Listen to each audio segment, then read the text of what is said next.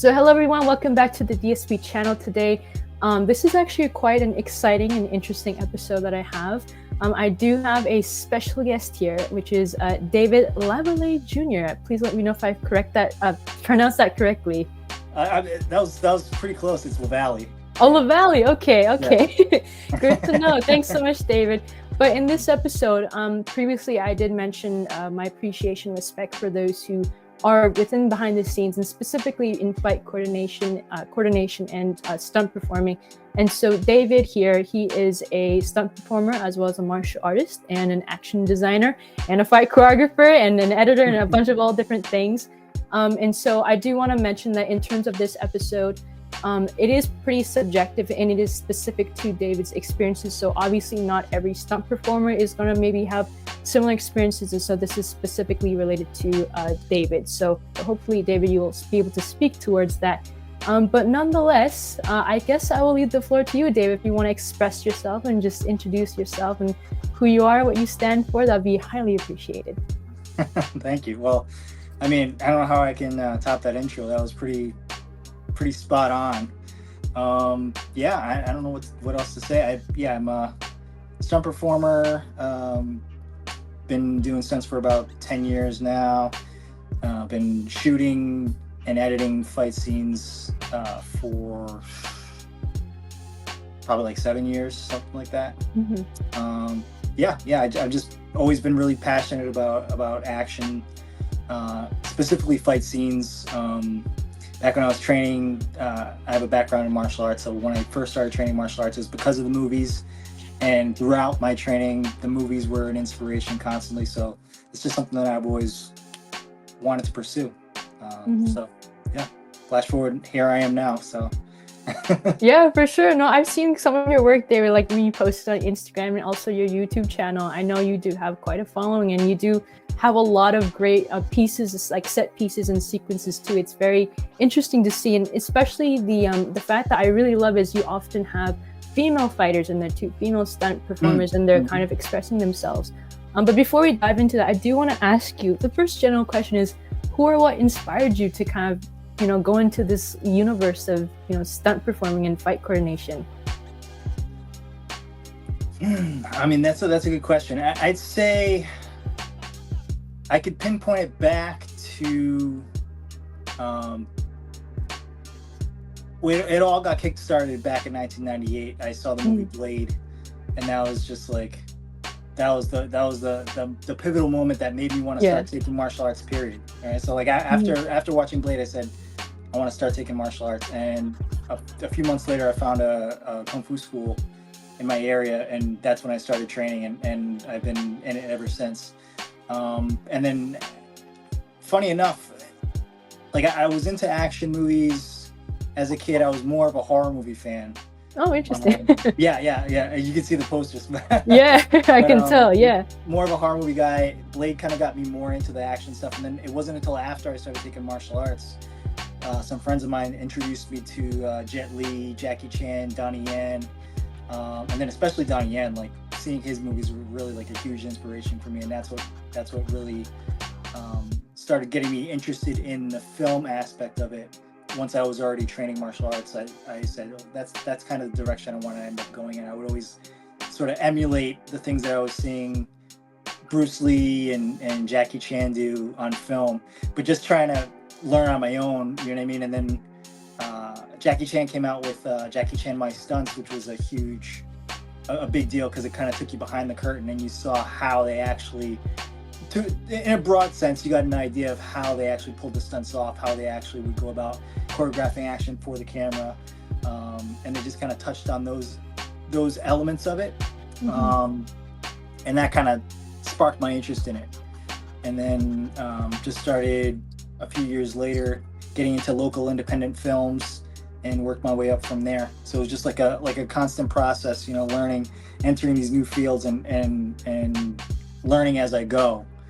With other filmmakers.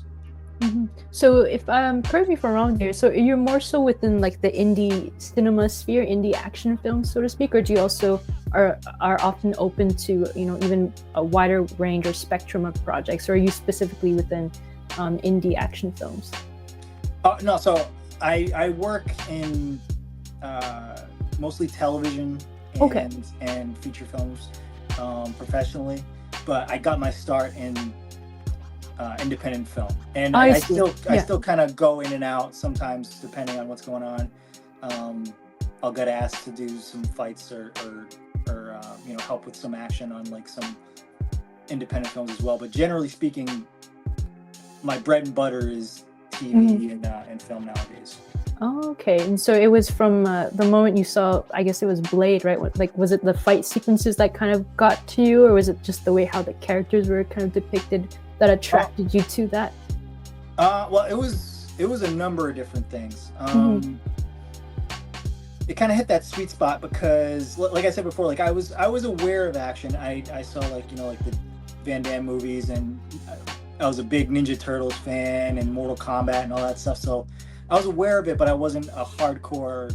Like I didn't really know much about martial arts. And then this movie kind of took little bits of horror, mixed it with martial arts, mixed it with some blaxploitation cinema and other elements that I was kind of already into, and put them together in the perfect sort of mix, and that's what resonated with me. And funny enough, what kind of, it was kind of a twofold thing, because it was the movie, but then also back to promote the movie, Wesley Snipes put on this special on TNT that sort of commemorated all the different martial arts masters of all different styles of martial arts. So I watched that, and when I watched that, it covered wushu, which was a martial art that I hadn't heard of, and that segment really resonated with me as well. So after seeing the movie and seeing that, I decided I want to take wushu. And funny enough, right in my neighborhood was a wushu school, the only one in the state at the time. So it was like destiny. I'm like, okay, this is what I want to do, and that's when I started taking martial arts. Started doing wushu, traditional and contemporary wushu. And then a few years later, I started competing. I was competing for a little while, just on like the local level, like in like nationally, not international or anything. But I trained that for several years, and so that was kind of my intro into martial arts. Oh, that's interesting, because I don't usually, at least from some of the folks that I'm speaking to or connected to, like Blade doesn't really come to mind. So I like how you mentioned that from your love, your passion for horror films and that segment, or the fact that they incorporated martial arts in there, kind of led you to who you are today and what you're doing now. So I think that's interesting, because for most people that I'm speaking to, they've mentioned like police stories, kind of like the main hitting point, or you know, 36 Chains in Shaolin, all those things. I must say, like that's one of my all-time favorite Jackie Chan movies, and I have to clarify, like I'm a huge Hong Kong martial arts movie fan. I just have to say that was after I got into the martial arts, so that didn't lead me to taking it at the moment. But once I got into it, then I became a huge Hong Kong movie fan, and like Police Story is one of my top Jackie Chan movies for sure. And I love all of them. Jet Li, Donnie Yen, Yun Biao, Sammo Hung. I'm a huge Sammo Hung and Corey Yun fan. I love their stuff in the 80s especially. So I'm huge on that, and you can probably see the influence to a certain degree in some of the stuff that I do as well. Yeah. But that was, funny enough, that was after I started taking martial arts. I had a friend of mine, a really good friend of mine, when I first started taking martial arts, that kind of took me under his wing. And he had a huge collection of mostly bootleg nice martial arts movies on VHS that you get from Chinatown. And we would train on the weekends, and then he would send me home with like 3 or 4 VHS tapes, and some of these tapes had like several movies on them, so I would just binge watch like anything from like 70s Shaw Brothers to like mid 80s, early 90s Hong Kong, like Jet Li and Yun Biao and Sammo Hung movies. So like I was getting just like it was like a Matrix download of Hong Kong cinema like all at once, which was awesome, because then like every week I was just like going to film school, seeing all these Jackie Chan movies that I had never seen before. I'd only known, like at the time, I only seen like Rumble in the Bronx in Rush Hour, you know what I mean? And then Right. after that, then I was like, oh, okay, Dragons Forever, My Lucky Stars. Like I was getting all the goods back to back. So I'm a huge fan of that stuff now. But yeah, back then I didn't know anything about it. So Yeah. it was my intro. It was my intro to all that stuff. Oh, that's really interesting. I like how you mentioned that, because it's definitely not something that, at least for me, that I would expect, right? Like Blade specifically, right? But I think Yeah. that's very interesting how you mentioned that they're intertwined and that everything kind of led you to the point where you're at now, right? I think in terms of that too, David, do you have any specific people that you look up to, whether that's like childhood heroes or, you know, idols that you have, or I don't know, like specifically in terms, it doesn't have to be martial arts, but it can just be anybody in general? That's a good question. There's a lot. Yeah, I mean, I find it, to me at least, it feels like for the most part there's seasons in life where you have people that come into your life for like a certain number of years or however long, and they have like a profound influence at that time, and then it carries you through on your path to meet the next person, and some people fall away, and then like some people will come back. But I don't know, I feel like there's different seasons, you know. I like my martial arts teacher for a while was a big influence, because of what I was taught and the things that were instilled in me during that training. And then like along the way I've met many other people on my path since then. So I mean, it's hard to say one specific one. I would say maybe my martial arts teacher, Master Wu, was a big influence, and that was big because that was my first martial art I'd ever learned. So, you know, obviously learning the martial art, but then also the principles that go along with it. So yeah, I would say he was one. I don't know. A lot of my close friends and people that I work with recently have been a big influence. I have a friend, Manny Ayala, who's a great stunt guy, great fight guy. He's helped me out a lot. He's like a bigger brother to me. He worked on Kamen Rider. He worked with Zero Gravity. I don't know if you're familiar with that group. Back in the day. So he showed me a lot of the ins and outs of stunt fighting. Yeah. He helped me out a lot. I was grateful. I was fortunate enough to learn from certain people. Manny Manzanares helped me out a lot. I met him way back in the day, and we worked together on a couple projects, like way back in like the early 2000s. And then since then, I've gotten to work with him a little bit, and he kind of sat down with me and really was very generous with his time and his knowledge, and kind of showed me a lot of different things in terms of how to shoot and edit, and then also, you know, different things with like fight choreography and whatnot. Just kind of basically sat down with me for several hours and talked me through a lot of different things, and that was a big turning point for me in terms of me learning how to shoot and edit action and how to design my own fights. That was like a big gift that I, to this day, I'm still grateful for that time and the things that he you know, kind of went over for me. Yeah, that's a deep question. It's hard to really pinpoint. Yeah, for sure. You know? Yeah, no, for sure. No, I appreciate you, you know, kind of just being very transparent and sharing that personally thing, because I think, well, technically oftentimes when people think of inspirations or idols in general, they would often name, like, you know, we have Bruce Lee, Jackie Chan, all those people, Jet Li, which I think is part of your journey, I would assume.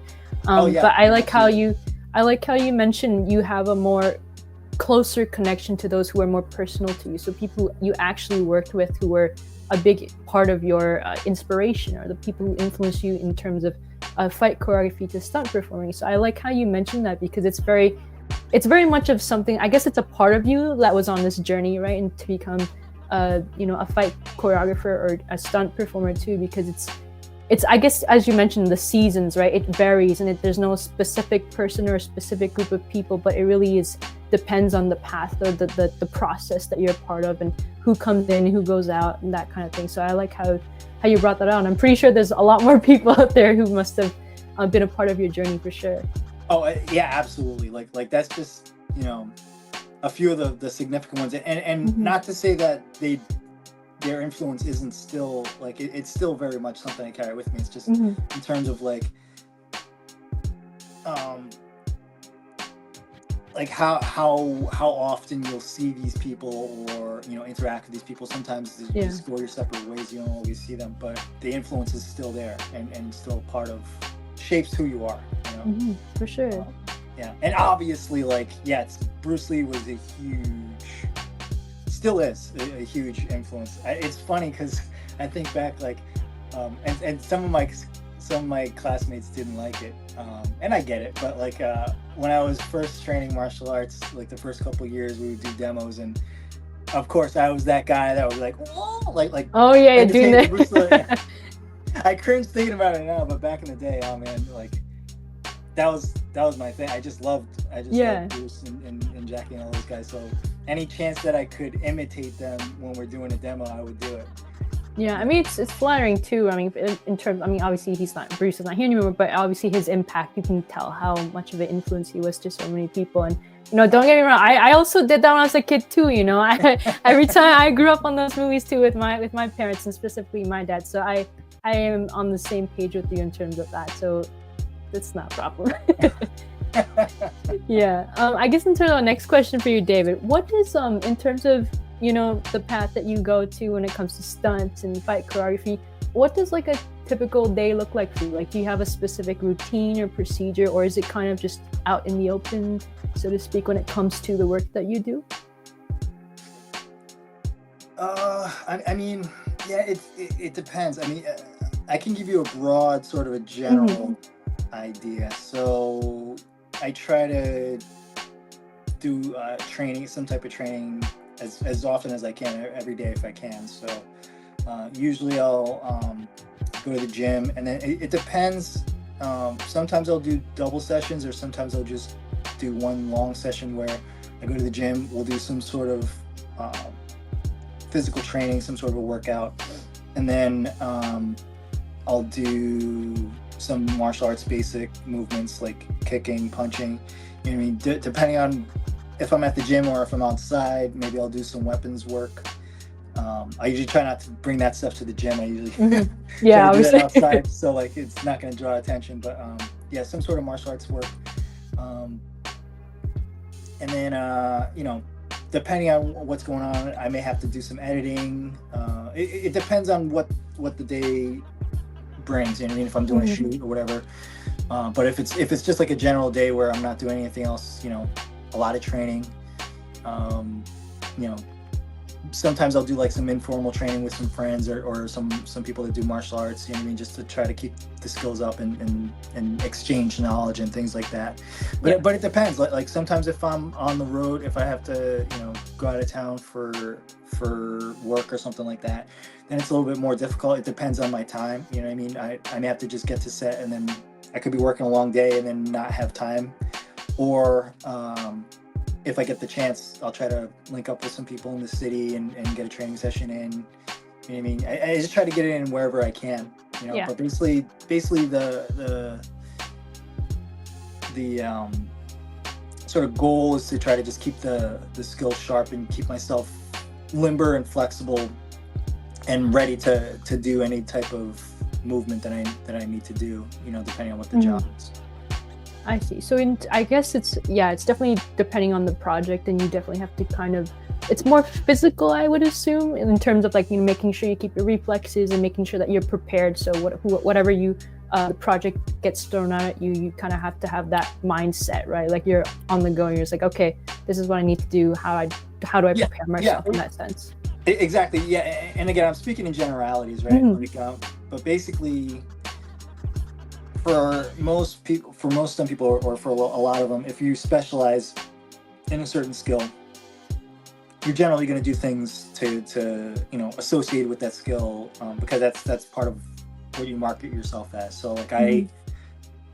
I mean, I try to learn as much as I can and keep, expanding. But generally speaking, what I put myself out as being is a fight performer and choreographer. So the stuff that I'm doing usually tends to have to do with that. So I try to keep myself, you know, in a good enough physical condition that I can perform those things, and then I also have to keep performing those specific movement patterns, right? So it's all kind of fight specific, but everyone's different. You know what I mean? Like people that do vehicle stunts, they're gonna be on the track, driving or keeping up with their vehicle. Same thing with someone who's like a gymnast or Mhm.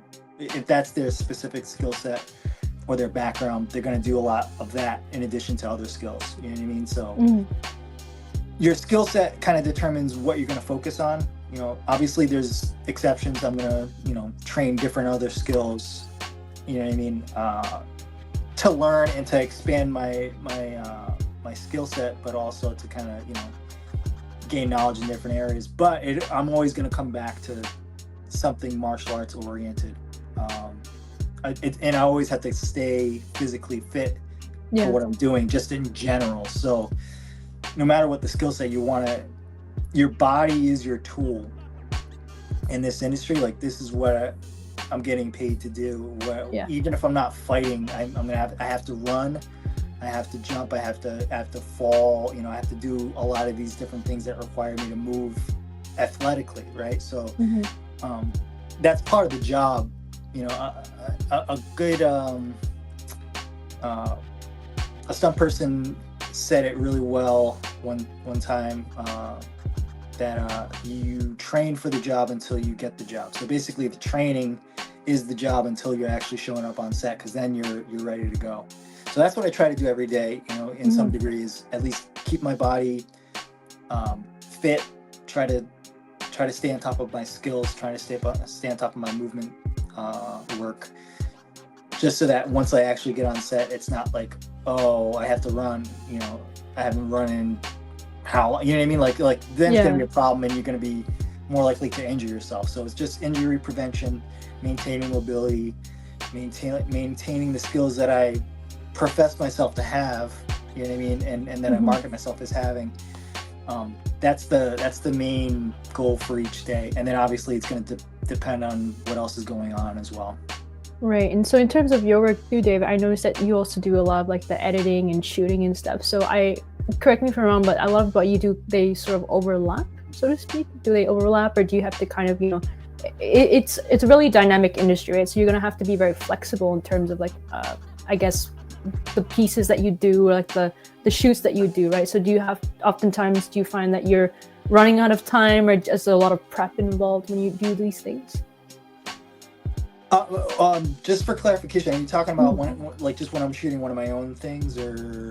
Yeah, just like whether it's like your own pieces, or if it's like, working or collaborating with other team members, like are you often playing the role of a stunt performer, or more so like on the sidelines, or like shooting as well, like cinematography or editing, or that varies depending on what the project requires you to do? Well, let me answer in two different ways. So like in terms of like my work, like if I'm working on a show or something like that, usually I'm there as a performer. So I'll either show up on the day, or we may have rehearsals depending on what I'm doing and how involved it is. But I work primarily as a performer. I'm trying to get in more opportunities as a fight choreographer. I've done a couple jobs as a fight coordinator and fight choreographer. Again, those tend to be more like the indie world right now. My trajectory is to try to get into more larger projects as a fight choreographer and coordinator. That's my goal, and that's part of the reason why I shoot so many things, is to kind of showcase what my abilities are in that area. So to answer the question in that regard, in my day-to-day job as a stunt performer, I tend to get hired as a performer primarily right now. When I do my own projects, when I'm shooting my own things, I tend to prefer to be behind the camera because I really like the process of designing the fights and actually being hands-on in terms of shooting and operating the camera and shooting for the edit. So I like to be behind the scenes and kind of control those things, and I prefer to see other performers put their best foot forward. Like my goal is to try to get them to look as good as possible. That's why I kind of, if I want to talk about people that I idolize in terms of this stuff, I really look up to a lot of action directors like Sammo Hung, Corey Yun Woo Ping, like all those guys. I love how they design action. I love how they capture it. Mm-hmm. I love how they edit. I love how they shoot. And like a lot of the times, not so much. I mean, Sammo does both, but like a lot of like the Corey Yun Woo Ping stuff. Obviously, it's not them in front of the camera. They're all controlling how they're shooting and editing and putting everything together behind the camera. Mm-hmm. So that's kind of, those are the people that I kind of idolize, are more of like the people that are action directors and designing the fights and designing how it's shot, how it's edited. I like piecing it all together and creating something cinematic. Like my goal whenever I do these things is, part of it's just like, I want to make it look like a scene from a movie that I would actually just kind of sit down myself and watch, you know? Yeah. Like I like to pretend that I didn't shoot it when it's done. Yeah. Like it, and then I'll know if it's good if like I can sit down and just watch it and be like, oh, okay, that was pretty cool, you know? Mm-hmm. And pretend that I'm not the person that shot it and edited it. Right. You know what I mean?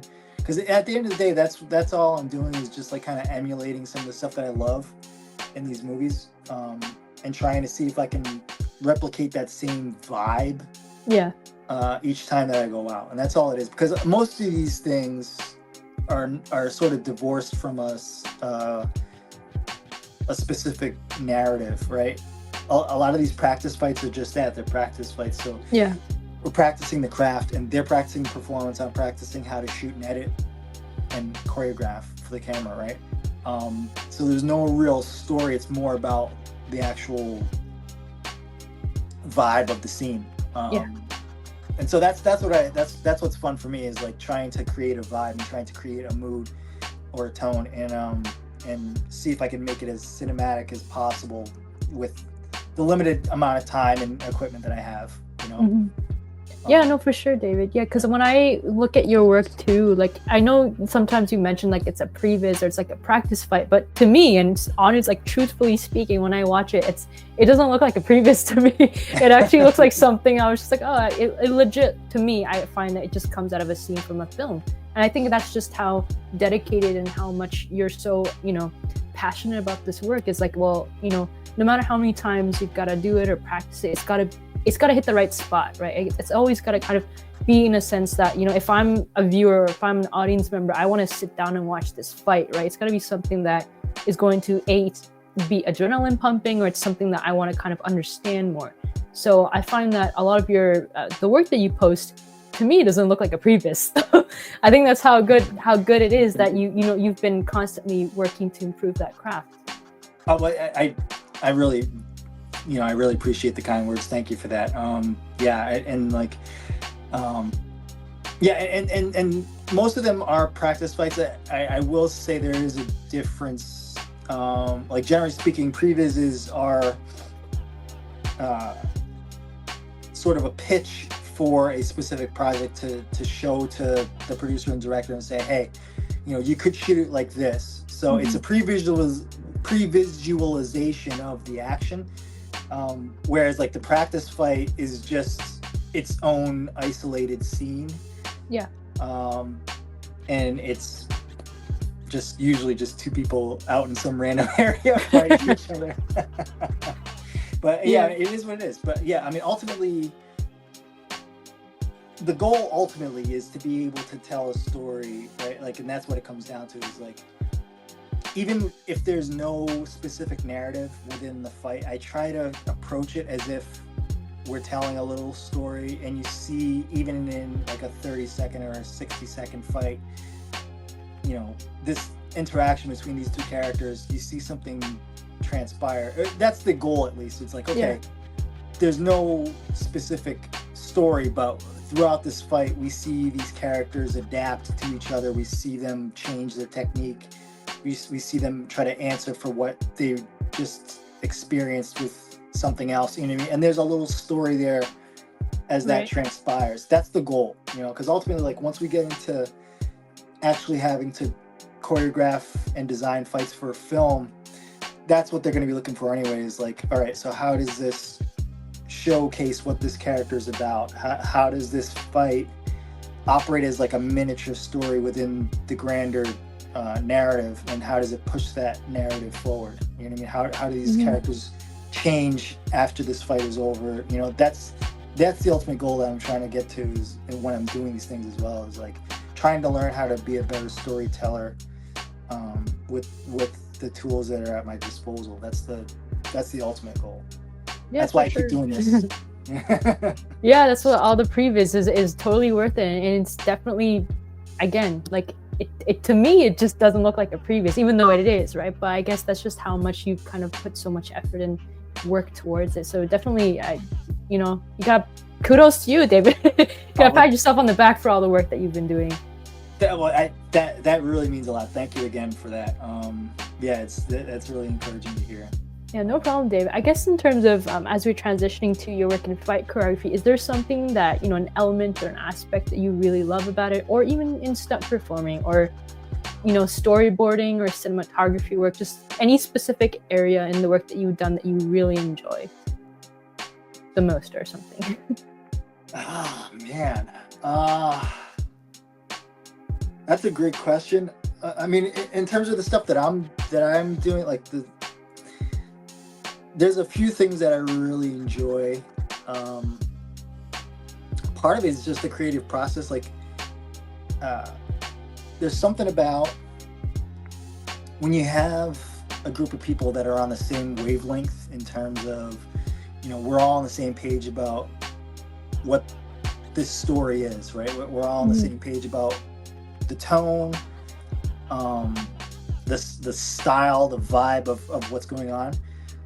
And then everyone just kind of is like playing, you know, kind of pinging ideas off of each other, and the concept grows and grows and fleshes out and becomes really fully realized. There's something about just that group dynamic where you have like a couple of people that are just shorthand with each other. We kind of know what we're aiming for. Yeah. And everyone's kind of in support of the one vision. When you're on that sort of frequency with everyone, I don't know, it's just something special about it. You can't really describe it, but like in a creative sense, when you're with a bunch of people that are creatively minded and trying to work on the same thing, and like you're coming up with these ideas and you see everything kind of come together, that's really exciting. And so those moments I really enjoy whenever I get to do these things, and it's really special and motivating. And then, I mean, like, in terms of, you know, preparation, it depends. If I'm doing a practice fight, you know, I've gotten to a point where I kind of generally have an idea of the shots in my head, and I try to shoot for the edit. So with like just a straight up practice fight, I won't usually storyboard it. I'll just kind of go off of what I have in my head and like what I'm seeing unfold, and I'll kind of adapt to it. And like, okay, you know, I'm thinking maybe this thing will happen in the fight at this point, and then at some point in the fight, you know, this thing will happen, and then it's going to end like this, and then we kind of bridge those gaps, figure out the choreography, and then while I'm figuring out the choreography, then I'm like, oh, okay, this would be a nice shot here. Like, the shots start to come up, and then I'm already kind of seeing it as a movie in my head, and I'm cutting it in my head. I'm like, okay, this is gonna go here, here, here, then this will be this shot. You know what I mean? Like, you kind of piece it together in your head. But if I'm working on something that's a little more involved, I have a couple of shorts that are a little more narrative oriented. then that's when I'm like, okay, I want to storyboard this because I have some very specific visual moments that I want to create. Mm-hmm. And I want to be kind of more deliberate about how I go about it. So I will say like storyboarding and prevising, all that stuff is really great, and that's my preferred way of doing things. Yeah. But there's also something special about and something necessary about the more impromptu or the more sort of off the cuff style of doing things, kind of like the old school Hong Kong way where you're kind of just coming up with it on the fly. It's important to be able to do that as well, because in a practical sense on set it happens, like you'll previs a fight or you'll rehearse and you have all this stuff in mind, and then you get on set and something's different, or there's something about the location that they didn't take into account, and then now you have to adapt, you know what I mean? Yeah. Or you get there on the day and the actor twisted their ankle or something and they can't do the move that you had, that what I mean? Different variables come up where you have to pivot on the fly, and so it's important to be able to just create something right away and not just get so caught up in constantly rehearsing and prevising that you're unable to adapt in the moment, you know what I mean? So it's important I think it's important to have both, to be able to just come up with something right away and change and edit in your head, and think of different options and solve all the problems, but also you can come up with something really cool and interesting when you get the time and the chance to really previs and rehearse. But also it goes hand in hand. It's kind of like martial arts, right? Where you practice a certain technique or a certain set of techniques to a point where you don't have to think about it. And once you don't have to think about it, then you're free to free spar and come alive with it. Whereas someone who's never thrown a punch or a kick before, if you ask them to free spar, they're just gonna do whatever. You know what I mean? Like the preparation liberates you to be able to express yourself, right? So I find, because I've done so much of that, it gets to a point where now I kind of know how it goes, and I can kind of think this stuff in my head, and I don't always have to previs, or I don't always have to storyboard, because I kind of have that going in my brain. If that makes any sense.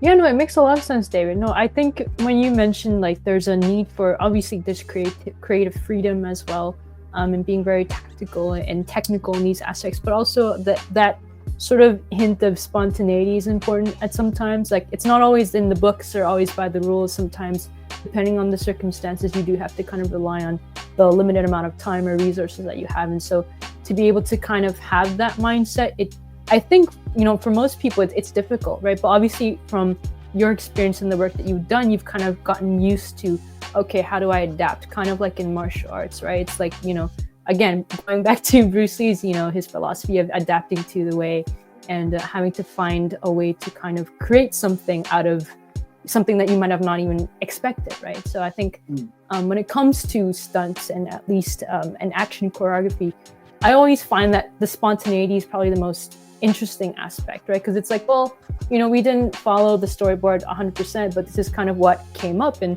oftentimes, people or their team members, they have different ideas, right? And those ideas end up becoming much more fruitful versus what you had planned for. Oh, yes. You hit the nail on the head. You know what I mean? 100%. And like sometimes those happy accidents, or like sometimes when you have to cut things, sometimes it's for the better.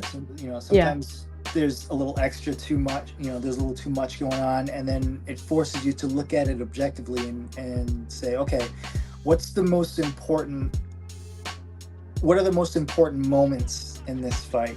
You know what I mean? Like let's trim some of the fat here, and then then you stack it, and now the fight is stacked from top to bottom with like important story moments. So now the audience is a little more invested, and now you've just told a really effective story really efficiently within that action scene, and then everyone's that much more interested in it because it's not filler. You know what I mean? It's not unnecessary. It's just like top to the bottom. It was a necessary scene, because sometimes what can happen in movies is like it gets to a point where, I mean, obviously if we're an action junkie, you don't care if there's a reason for the fight to happen. You're just happy there's another fight scene. But most but you're right. But most people, you know what I mean, like even people that are into action, they're gonna want to have it fit into the story somehow. Mm-hmm. So like the average audience member is gonna be like, okay, they'll kind of feel, even though if they can't articulate, they're like, okay, why is this happening? Like, I mean, that's cool, I guess, but like if you can make it make sense within the story, right, then you want everyone, not just the action junkies that just want to see the fights, which, I mean, that's me. No, for sure, no judgment at all. Anyway, but yeah, I don't know. Getting older too, like it gets to a point too where now, even though I am a glutton for that stuff, the voice in the back of my head starts to be like, but why did this happen? You know what I mean? Like, I'm starting to feel the need for the story as well. You know what I mean? Yeah. So it all comes back to the story and the characters at the end of the day. Exactly. And if not, then it's kind of like, well, without that extra creative freedom, it's kind of like repetition. And, not to judge the Jason Bourne film series. I mean, I love Jason Bourne films, but cut, all the time. I can understand that too. And sometimes I think audiences and viewers too, you expect something more different or something much more fresh, right? And so I think having that is important. And again, as you mentioned, adapting to wherever you are. And that's very much similar to martial arts. And I like how you mentioned that the way how you think about in film links back to your own martial arts philosophy, right? So that's something that I think within you kind of have that cultivated, and it's kind of like the natural instinct. It's like, well, I'm a martial artist, but it's kind of like you use that philosophy within the work that you do. So that's very interesting. Oh, thank you. Yeah, no, I try, and I think some of it might even be just subconscious. You know what I mean? Yeah. It's just operating, in the back of my head. That's just how I reference the world, I guess. So exactly. Yeah. Yeah. No, that's good. That's good, Dave. I guess in terms of, I wanted to ask you this question, which was, if you weren't doing what you were doing, if you weren't doing action choreo, if you weren't doing stunts, what do you think you would be doing, like, right now? Like, before even getting into this, like, do you think you would be having like a regular day job, or you had a different career in mind or a different path in mind? That's a tough question. Like a friend of mine actually asked me this like not too long ago too, and I don't know. And because the thing is, like, even way back in the day before I actually started doing this professionally, I kind of had a yearning to do it.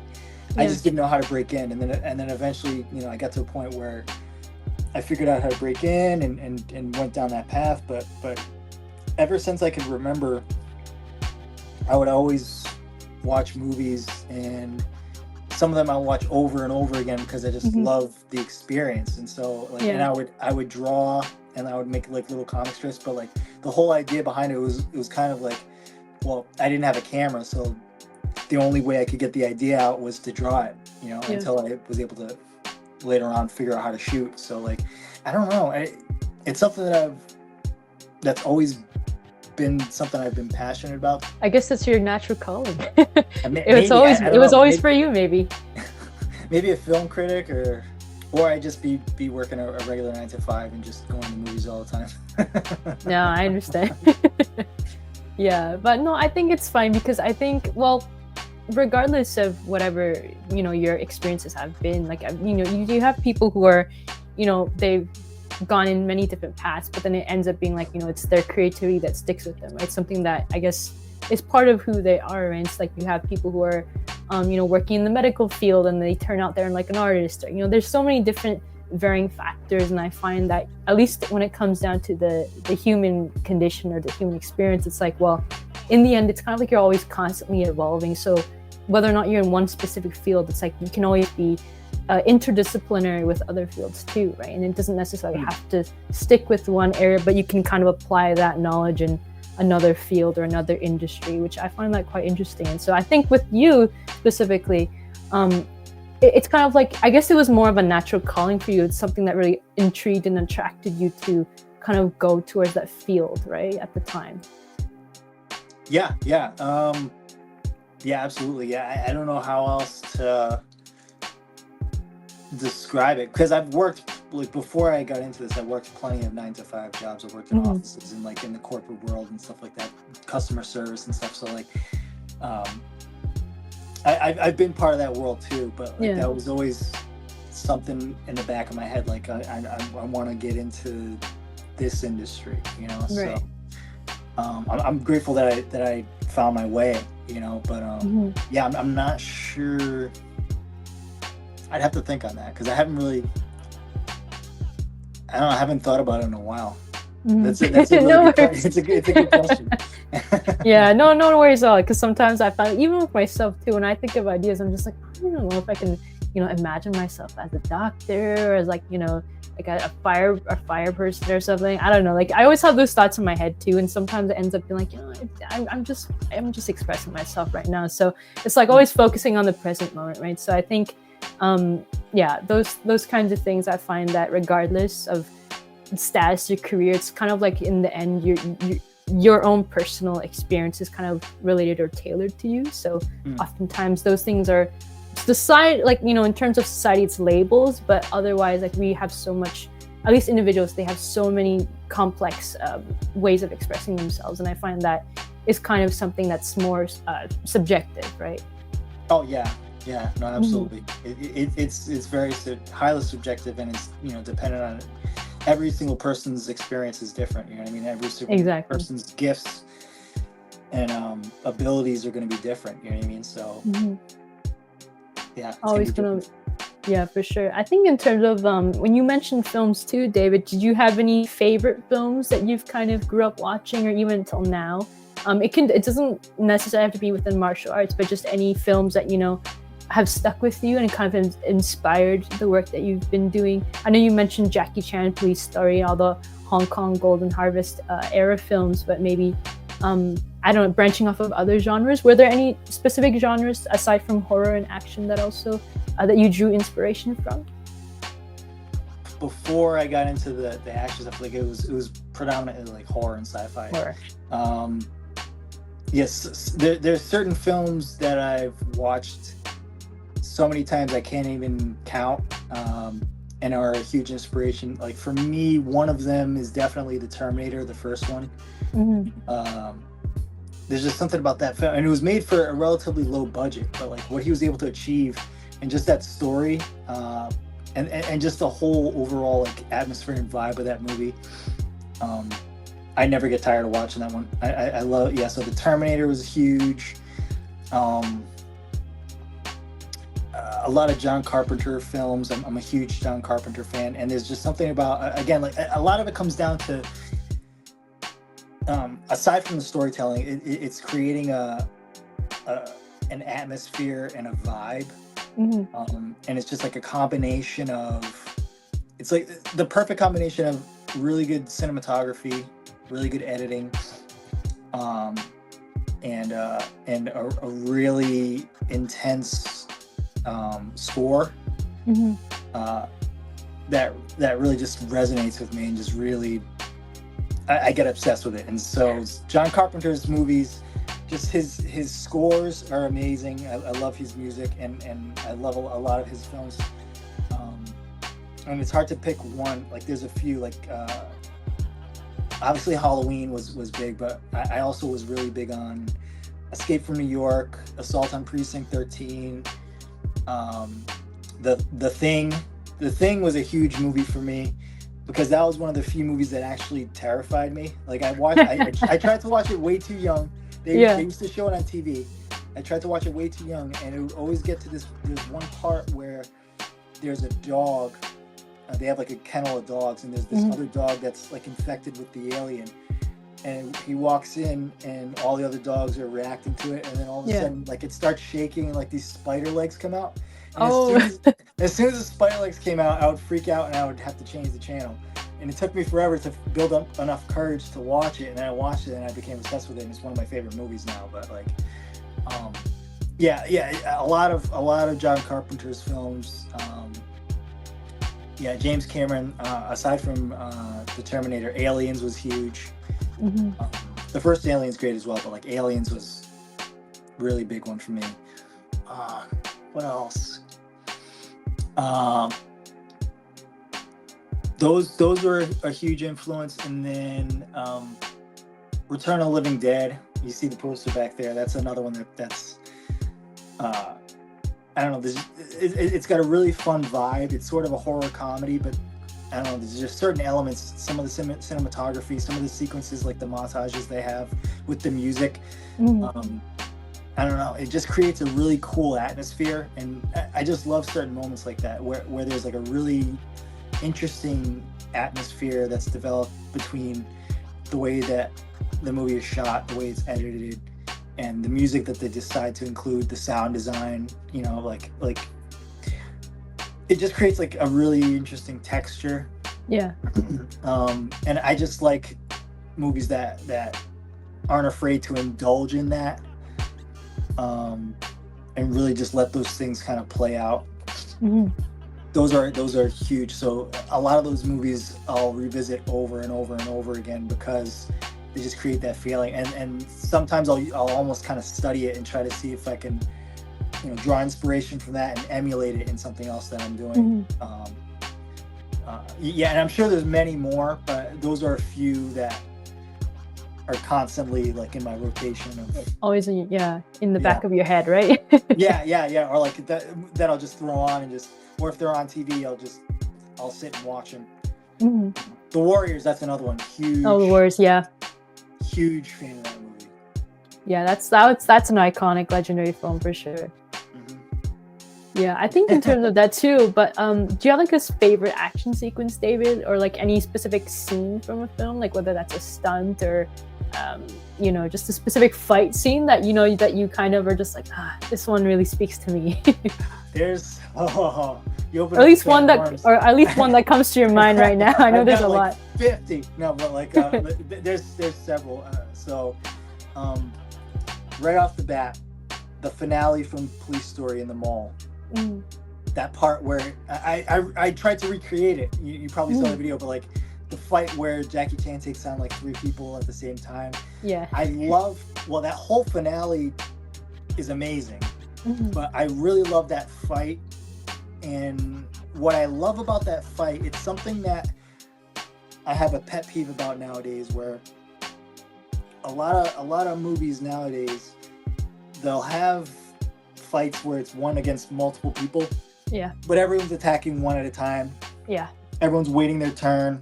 Yeah. It's not a fight against multiple people. It's a fight. It's one-on-one fights that are just back to back.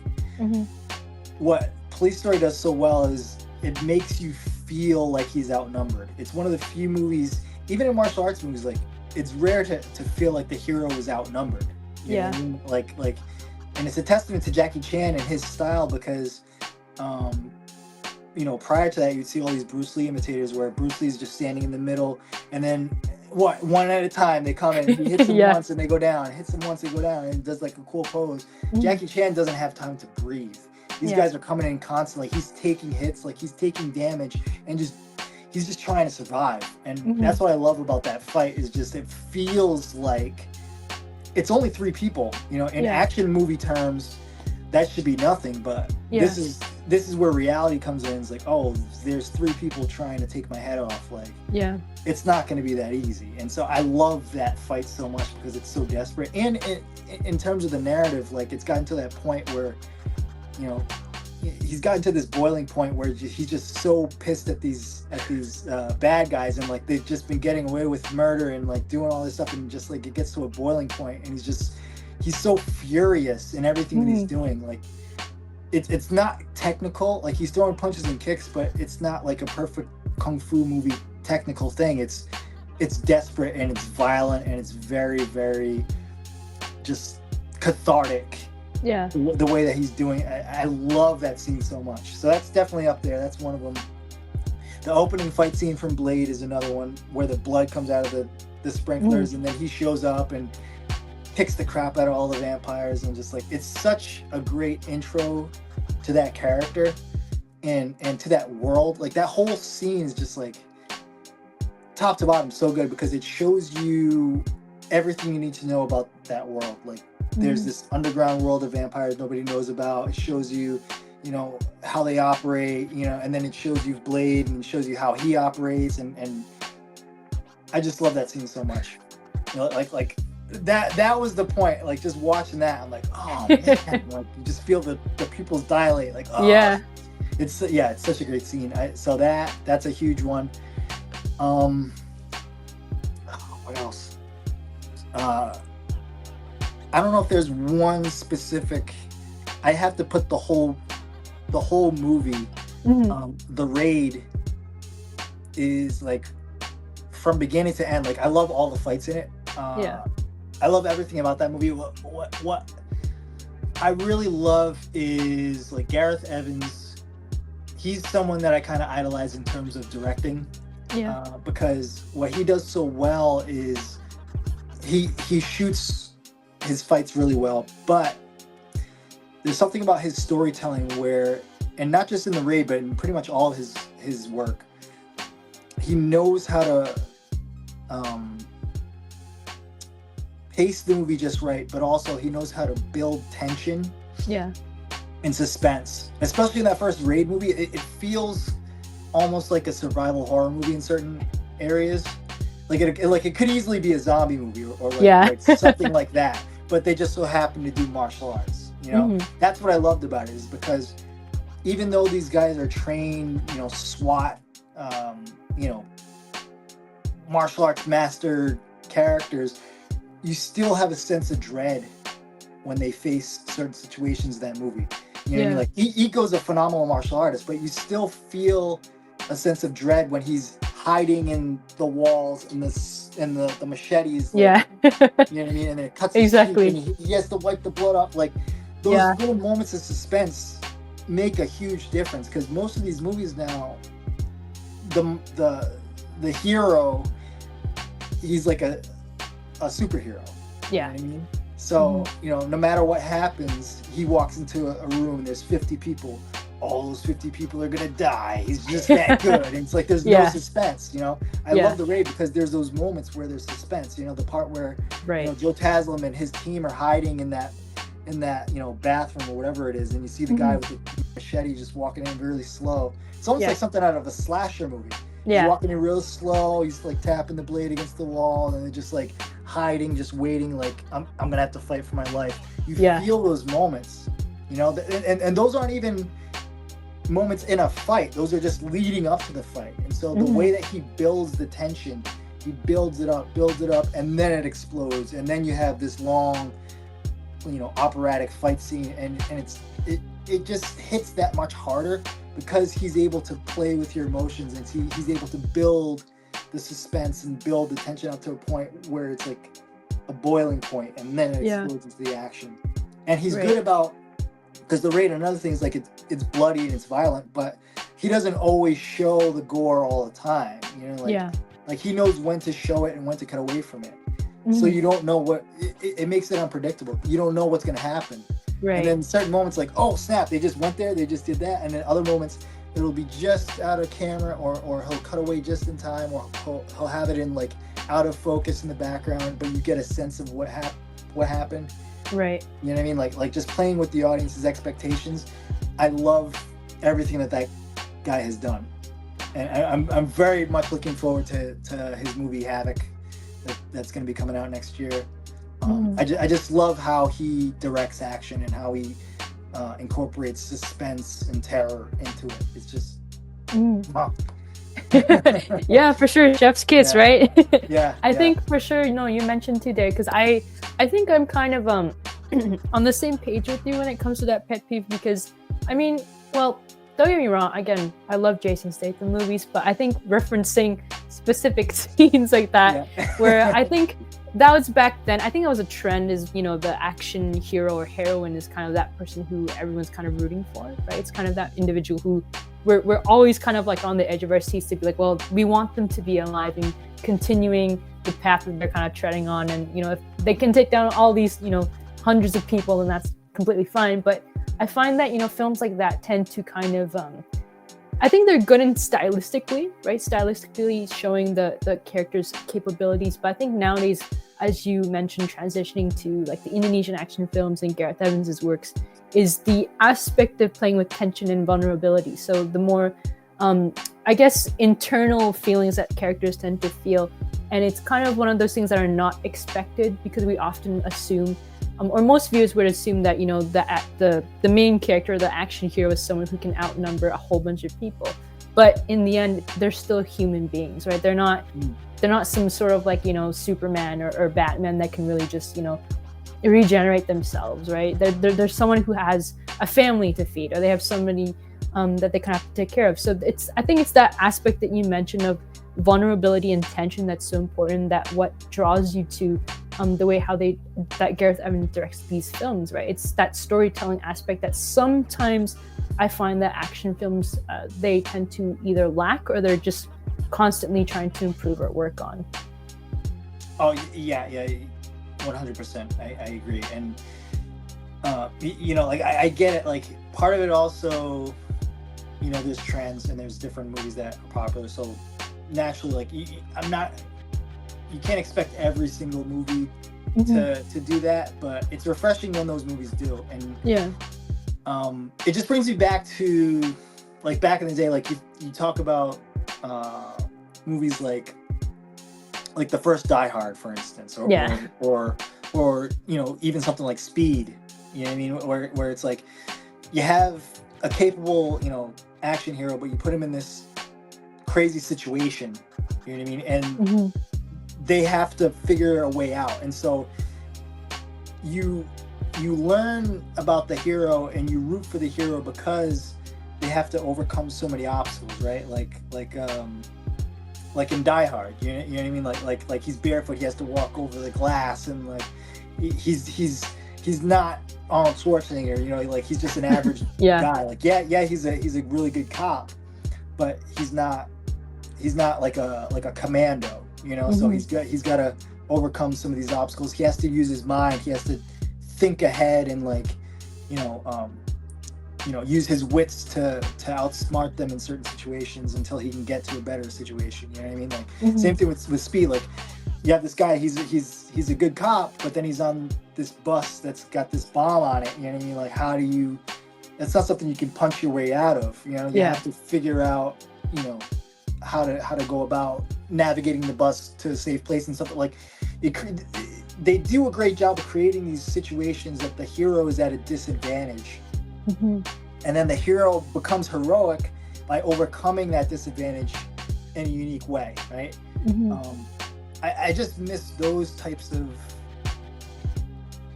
movies, and maybe it'll eventually make a comeback, maybe it won't, I don't know, but like I just kind of miss that style, because then, you know, it makes it like you're on the edge of your seat, you know.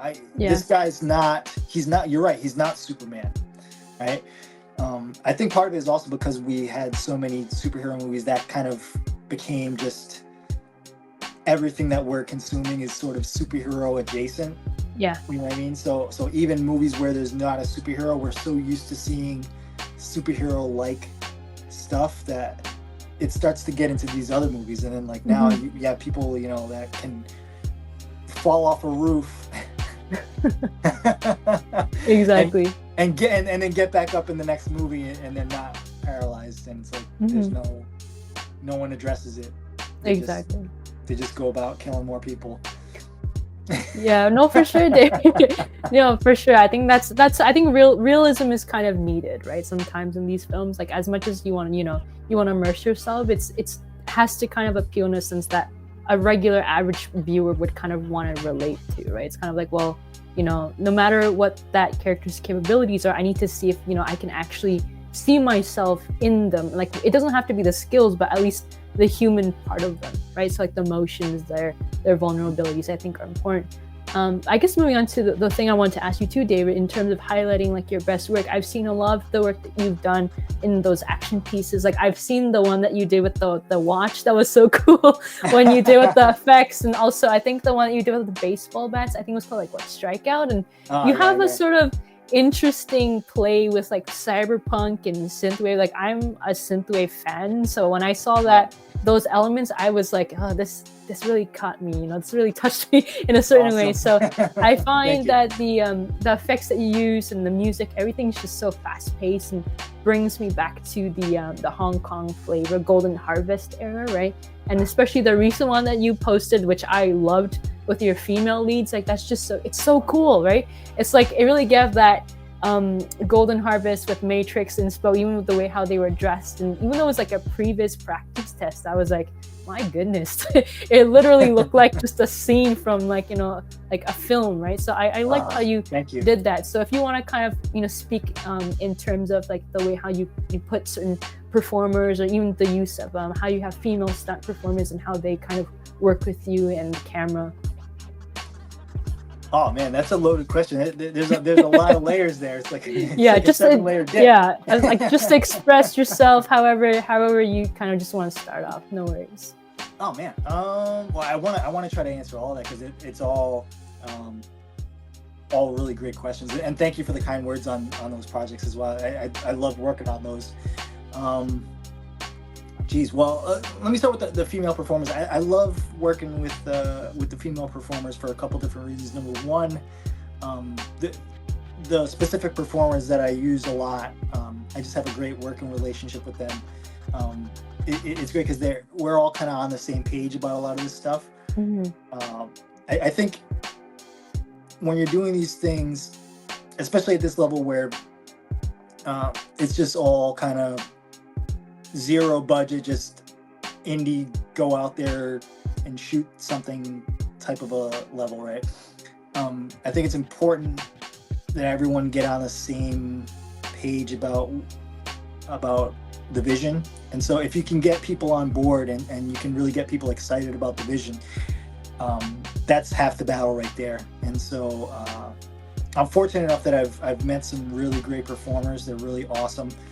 Some really awesome female performers that are really passionate, and they're also really, really creative. And so what I really enjoy about working with them is they bring like a really great sort of creative energy to what we're doing, and bring some really great ideas, and they're really passionate and really willing to go above and beyond to really help make these things happen.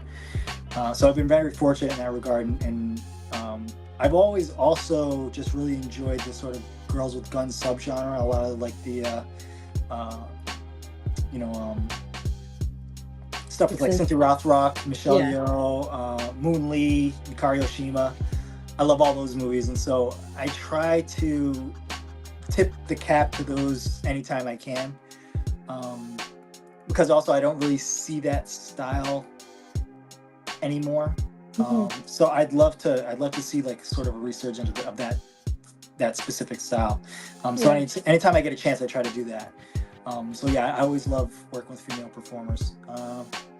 And then as far as, let me see, what were the other questions? You hit a bunch of different subjects. I think it was more when I pointed out like the use of how you use music, and like I noticed it's like the cyberpunk synthwave influence. And I remember in Strikeout there was a part where there was like the three of you, and then you were holding bats, and I was like, it's kind of like a cyberpunk influence right there. Oh, that's 1000%. That's what that was. I would say that's my favorite, or that's some of my favorite stuff in terms of like the subject matter. I definitely want to try to revisit it at some point. But that was a really big cyberpunk thing. A lot of what I do is heavily influenced by music. 9 times out of 10, that's how I get my ideas. I'll go on a walk or something and I listen to that music. I listen to cyberpunk synthwave music. I'm a huge fan of it. I've been listening to it for years, and that's part of the reason why I like it, is because it kind of brings it kind of makes you think of, at least for me, movie scores from that era. So again, like John Carpenter, or like Brad Fiedel, his score for the Terminator. You know what I mean? Like those electronic soundscapes. Yeah. A lot of it kind of brings that to mind, and a lot of that stuff is where I get a lot of my inspiration from. So I like to listen to that music to sort of start to get ideas for a lot of the stuff, and it just has like a really good energy, really good pace to it. It lends itself well to action. But yeah, specifically, especially Strikeout, like actually that whole concept came about because of a song. Like that first fight where they're in the batting cage, the one that you were talking about where I'm there at the end. That song that plays throughout that fight was what inspired me to do that fight in the first place. I see. It's a song called Playback by Power Glove. And just like the sound of it has this really dark sort of a cyberpunk vibe to it. Yeah. And so I just thought about these two people, you know, just meeting up to have a duel with baseball bats for some reason, like some sort of like a post-apocalyptic type of a thing. And then once we got to the batting cage, then my mind started going about, well, what if there's some sort of alternate reality or some sort of a post-apocalyptic future where for some reason everything is sort of baseball themed. Yeah. And that's where that sort of concept came about. And then that's where part 2 came about, where it's like, well, that was batting practice. So now the real game is like they're on this field and they actually have to take on a whole team sort of a thing. That's how that was all born from that song. Yeah. So a lot of these things come about because of the music. So yeah. To answer your question, the synthwave music is a huge element, and it kind of always will be to some degree. I mean, obviously, like certain fights or certain concepts, I'm not going to always use synthwave music, but that's always a tool that I use to gain inspiration and to sort of come up with ideas. It just activates my brain in that way. Those sounds, the synthesizers. It brings you back to like that nostalgic feeling, right? Yes. Watching John Carpenter movies when I was too young to watch them and getting scared. Definitely, for sure. And so I even noticed too, because when I saw the other piece that you did with the watch, which I really like too, I've actually, thank you. To me, I find like that would be a really cool like idea that I find like, you know, if Apple could kind of relate to, or like Apple or some kind of I don't know, some kind of tech thing, because I like how it's such a smooth transition, like how you kind of play with the editing and the sound effects, and how one of your lead characters, they're both females, right? But it's so tight knit, but it's like there's so much involved with the fights and how she goes into boxing mode to martial arts mode, and you know the rollerblades. Like I thought that was really unique, and so I don't know what popped up in your mind when you created that, but I loved every single aspect of that. Oh, well, thank you very much. That was very much a collaborative thing. So for that one, that was actually an idea from the two performers, Alexandria and Amanda. They came to me with the general concept of like, all right, well, there's this smartwatch, and they somehow wanted to work that into a fight. Yeah. And then from there, we kind of were pinging ideas back and forth, and that's where it came to the ideas like, all right, well, what if this watch has different modes, and the different modes affect how she fights? And so that's how we came up with like the boxing mode, and then the martial arts mode, and then, you know, just to add a little something different to it, because she can skate, we wanted to show that. So what if she's fighting and then she hits the watch and then there's a malfunction and then it accidentally goes into rollerblading mode? Oh, okay. You know what I mean? So we kind of like started to tie these ideas together. But that was very much a collaborative effort, where like that was a perfect example of what I was talking about earlier, where it's like we're all kind of on the same page about the overall vision, but then everyone's kind of escalating the idea and building it up, and then it becomes something broader and richer because of everyone's involvement. So that was very much a collaborative thing. Yeah, it was definitely one that was very intriguing to watch too. And I even noticed too, like for some of your work, David, you also have often at least a couple of kitchen fight scenes, right, which I think are really interesting too.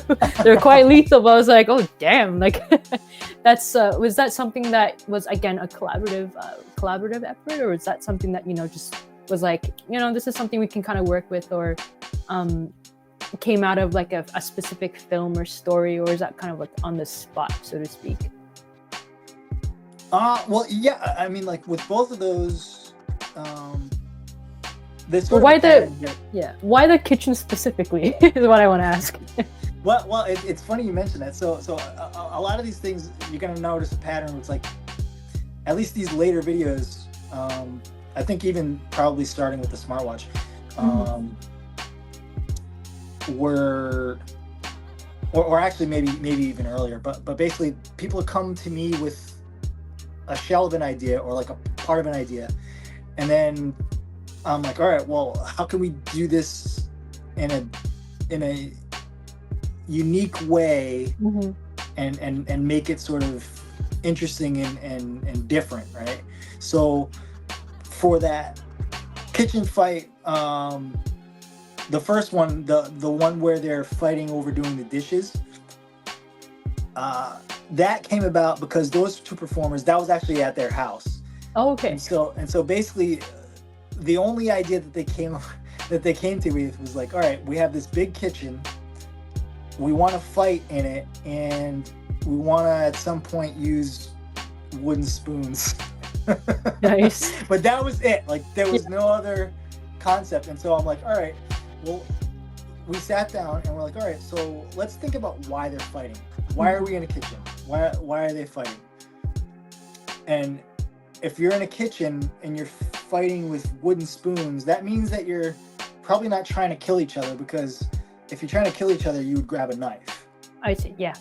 Right? So that kind of dictated what direction we went in, because it's like, all right, well, if they're going to do that, that means that they're not really trying to hurt each other.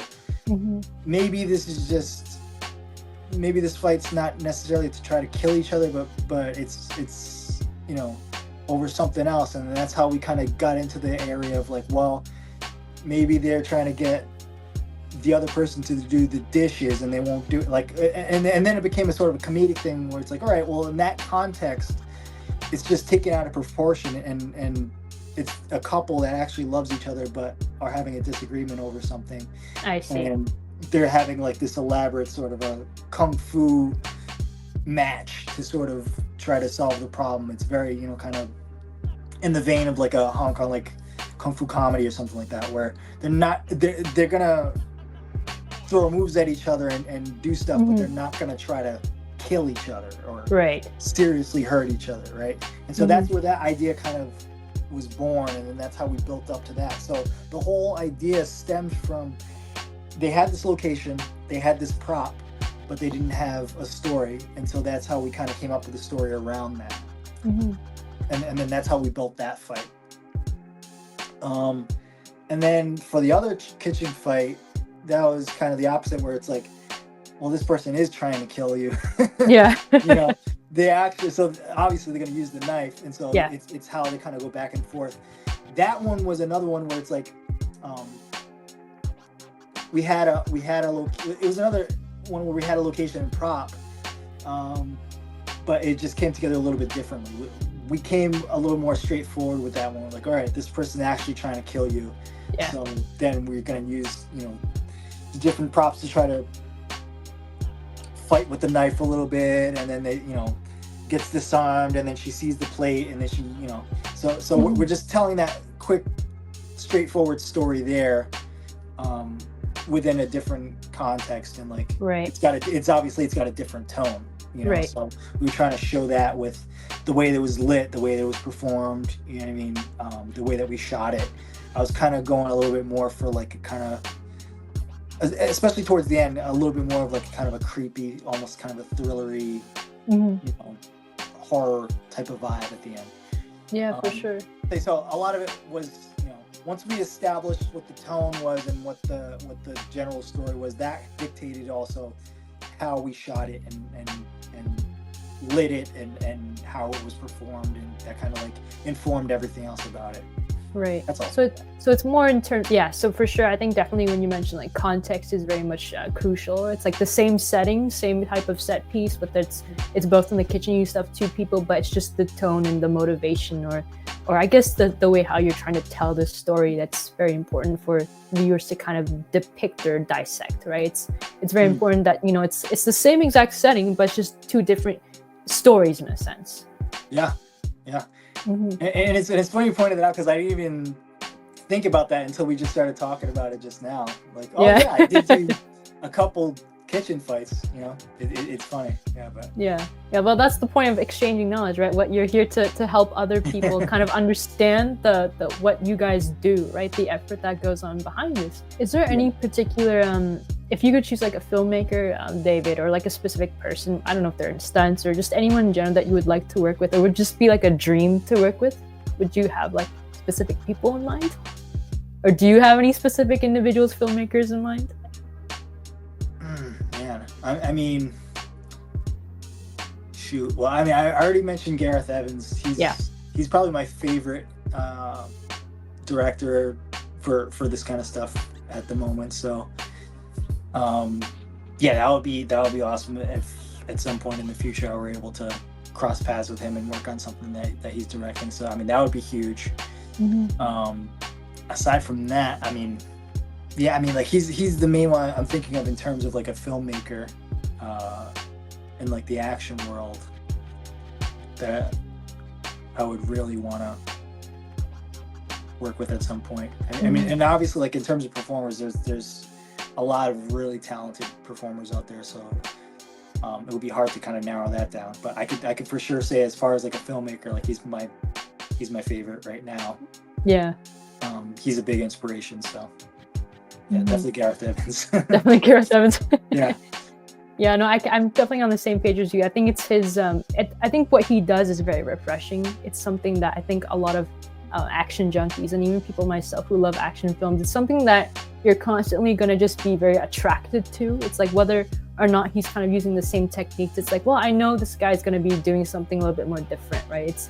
It's more so, I guess there's a difference with entertainment versus like, you know, the technique that he uses. It's more of like using the techniques as a way of storytelling. So again, as many people often say, it's the action speaking louder than the words. So you don't often see or hear too much dialogue when it comes to action, but again, he does very well when it comes to the narrative or storytelling aspect. And so I think you definitely chose a very good one, or interesting one, so to speak. Oh, thank you very much. I appreciate that. Yeah, I think in terms of my final questions, as we're kind of wrapping up, I do want to ask, what would you like, or if you had a chance to kind of let people know or understand like what action cinema is, and again, what does action cinema mean or represent to you? And that's a very broad question, but just internally speaking, what would you like people to kind of know or understand about the action genre? And again, what does it mean to you as a performer and as a fight choreographer? Oh man, that's a tough one, man. Oh, that's a great question.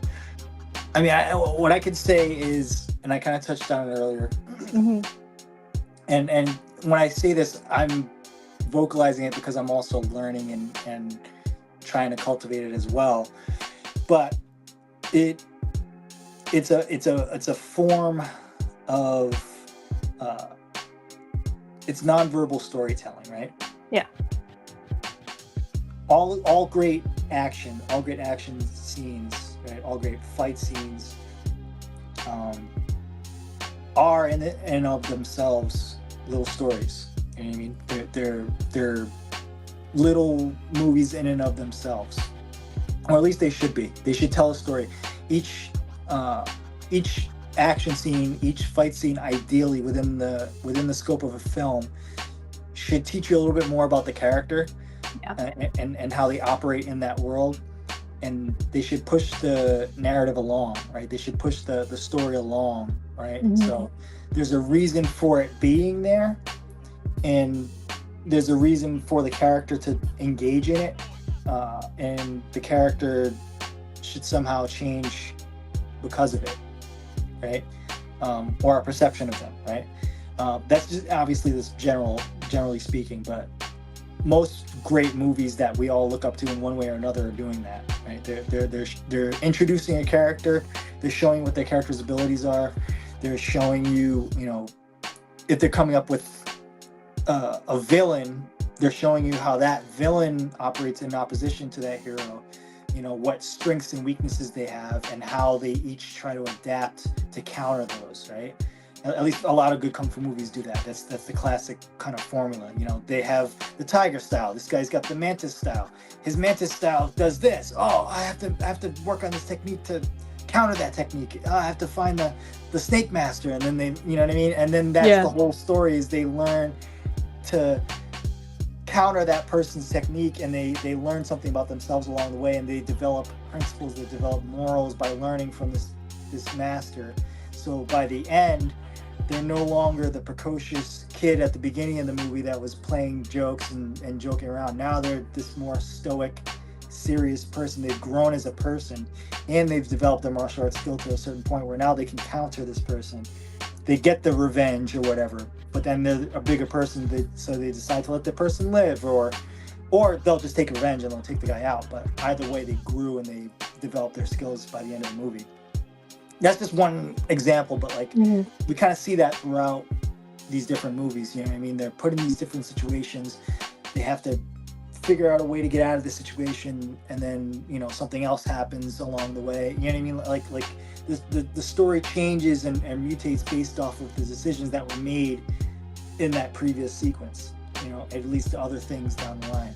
You know, or at least for good movies, like that's what they do. You know, and so with action cinema, I feel like it's easy to underestimate it. It's easy to just dismiss it as action for action's sake, and to a certain degree, some of it is, especially nowadays. A lot of it is just to show how cool the special effects are, how cool the choreo is, and that stuff's great. But at the end of the day, it's not going to resonate and it's not going to stick in people's minds unless it's something that really is tied into the story and the character, right? Yeah. Because most people, they love action movies, but if you ask them, you know what I mean? Like, if you ask them, you know, if they sit down and watch The Raid, most of them would love the movie, and then if you ask them what their favorite part is, they're not going to say, you know, what specific choreo beats they liked. They're gonna come up with a moment, you know what I mean? The part where, you know, the blade came through and hit the guy in the face, or like the part where, you know, they were both fighting Mad Dog at the end. Like, they don't remember the choreo, but they just love that sequence because of, you know, the stakes and what was happening. You know, like they'll name a specific moment that's tied to a story beat or that's tied to a character moment. They're not gonna be like, I loved when he punched and then that guy blocked and then that guy punched and then he blocked. You know what I mean? They're not gonna remember that. They remember the moment, where the hero moment, where it's like, oh, that was really cool when Wang Fei Hung did this thing. You know, it comes down to the moments, and it comes down to the story and the character. Yeah, no, that was really beautifully said, David. That's actually really philosophical too, because I think when it comes down to that, I agree, because most viewers, you know, that's kind of the point of why I wanted to have this conversation with you, was to kind of dissect, like, you know, the behind the scenes and how a stunt performer kind of goes about the day. And for you, like, you know, when it comes to fight choreography, because not many people may know a lot of the work that you guys do and what you kind of are exposed to.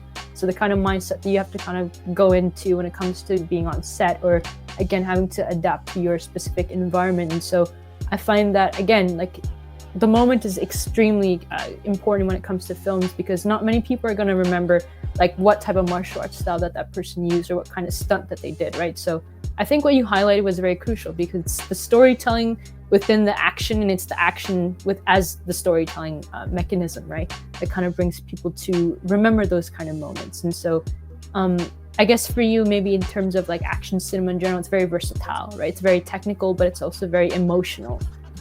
For people to kind of relate to and to feel themselves as being a part of that immersive universe of that story, right? Oh yeah, absolutely, yeah. No, you hit the nail on the head. You said that very well. Yeah, that's the goal. You know what I mean? And when I say these things, I'm not saying that I'm an expert in them. I'm still learning them, but but the more that I do it, the more that I understand that that's so important. You know what I mean? Exactly. And also just on a technical level, like in terms of like, we didn't really get too much into this, but like once you're actually working on a film or a project and interacting with producers and the director, you're giving your pitch for like what the previs, you know, you're giving your pitch for what the action could be. Right. It's not necessarily gonna mean that they're gonna agree with it, right? So like sometimes there'll be several previses that you have to do because you're going back and forth with the director and they don't they want to see something different or they don't envision it that way. It's just your, as the action department, as the stunt department, that's just your pitch to the director, like, okay, this is what I could see this scene looking like. Mm-hmm.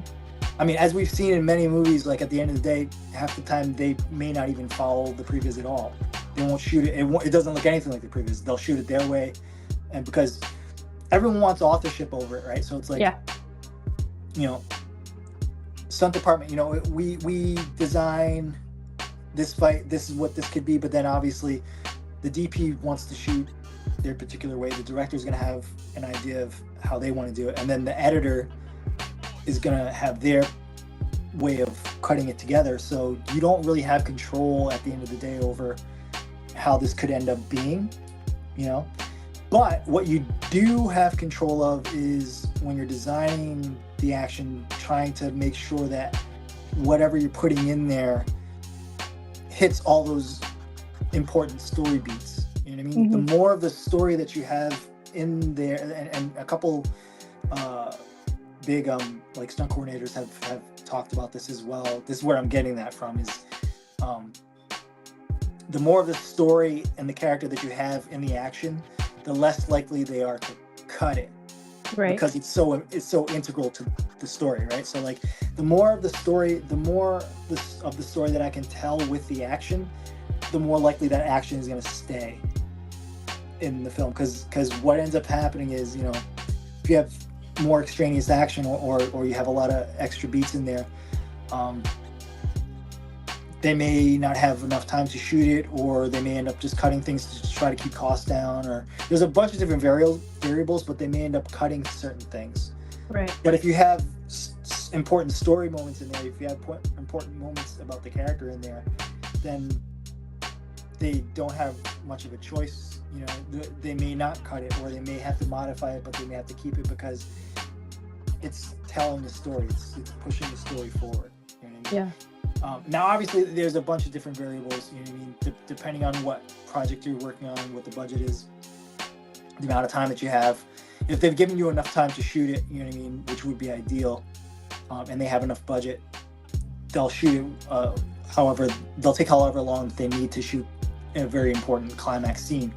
But in other cases, you know, if it's a lower budget thing, or if it's, you know, sometimes on TV they don't have a really long shooting schedule, they have to shoot things kind of quickly, things end up getting cut because time, you know what I mean, we only have this amount of time to shoot this scene, you know what I mean, sometimes you might only have like half a day or so, a couple hours to shoot a scene, so that's where things end up getting chopped up and they end up getting minimized. You know, right. So a lot of that stuff's out of your control, but what is in your control is trying to design the fights and trying to design the action in a way that can efficiently tell the story, and at the same time, you know, find opportunities to be creative and to do something exciting and unique while telling the story. That's the ultimate goal, because everything is in support of the director's vision. Really, it's not your movie; it's their movie. Right. You're just trying to pitch your best ideas to them to see what sticks.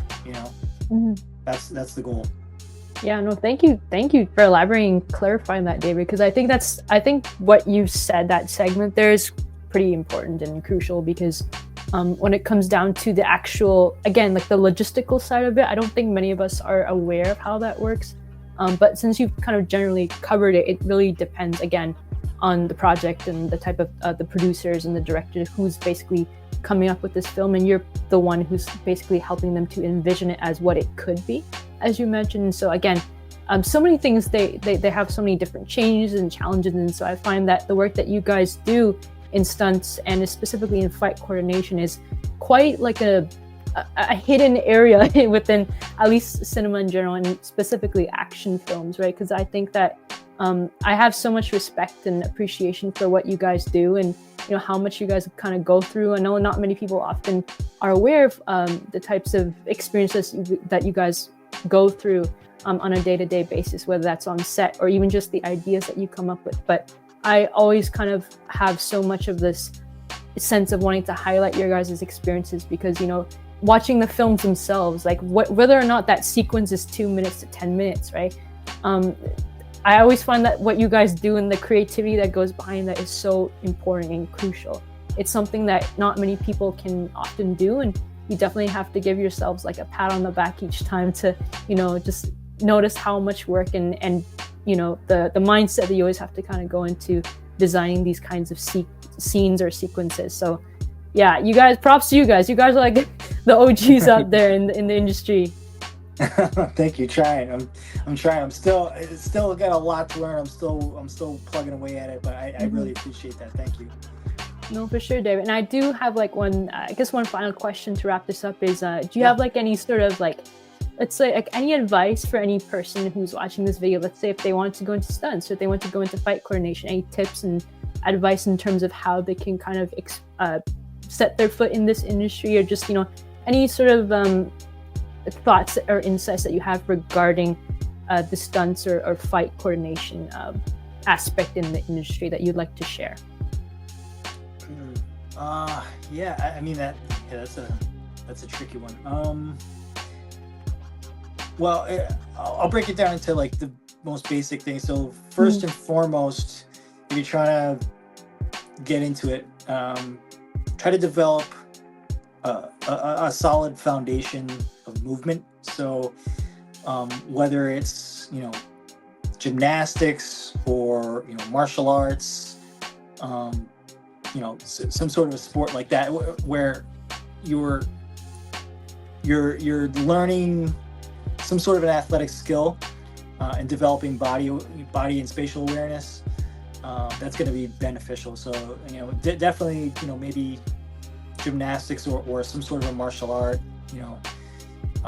boxing, like if you can do a couple, that's even better, but at least commit to one or two very specific foundational movement arts, and then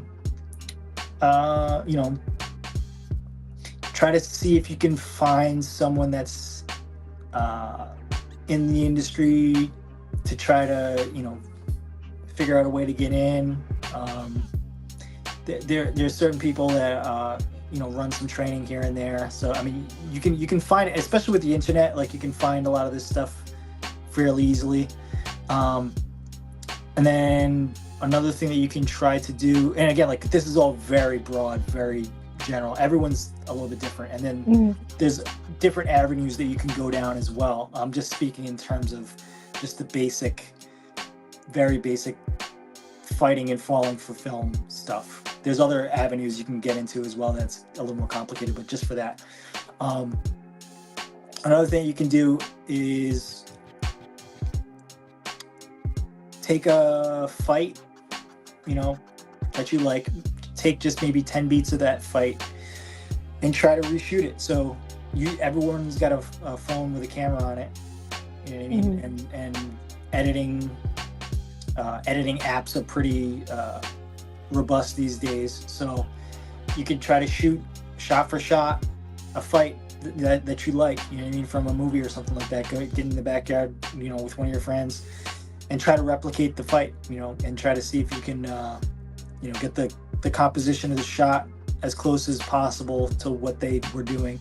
Try to perform it, as what the choreo that they were doing. Try to see if you can perform it that way with that same timing and cadence. And those can kind of start to be little steps that you can take to sort of familiarize yourself with performing for camera, and then also learning how to shoot and edit. You know what I mean? Like those are just kind of very, very basic rudimentary things that you can start to play around with and learn from, but once you get to a certain point, you're going to need someone to actually show you, and take you under their wing. It's hard to just say, just do this or that, because this industry is still some of it's very secretive still, and some of it's very grassroots as well. There's not the same infrastructures that are available to other departments, right? It's not like you can go to a film school and learn this stuff, you know what I mean? Like, as far as stunts, it's a different realm. Yeah. So I would say for now, the first and foremost thing is to get some sort of a foundation, whether it's gymnastics or some sort of martial art, and spend some time like learning it, get a good solid foundation, be consistent, train it for a while, get to a point where you don't have to, learn how to do it.